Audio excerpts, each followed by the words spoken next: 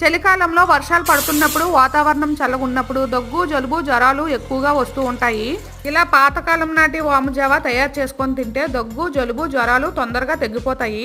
ఇప్పుడు స్టవ్ మీద గిన్నె పెట్టి వాటర్తో నీట్గా క్లీన్ చేసి తీసి పెట్టుకున్న చింతపండు రసాన్ని గిన్నెలో వేసి బాగా మరిగించాలి.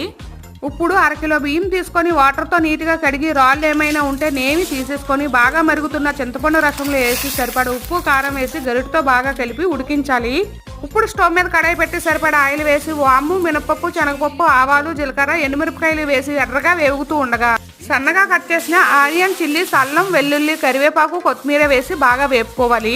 పోపుకు సరిపడా సాల్ట్ వేసి చిటికెడు పసుపు మిరియాల పొడి ధనియాల పొడి కొంచెం ఇంగువ వేసి బాగా వేగుతూ ఉండగా ముందుగా ఉడికించి పెట్టుకున్న జావలో పోపు తాలింపు వేసి సరిపడా నెయ్యి వేసి గరిటతో బాగా కలిపి మూత పెట్టి కాసేపు తర్వాత వేడివేడిగా ప్లేట్లో వేసుకొని తింటూ ఉంటే వావ్ మళ్ళీ మళ్ళీ చేసుకొని తినాలనిపిస్తుంది. ఆరోగ్యానికి చాలా మంచిది కూడా.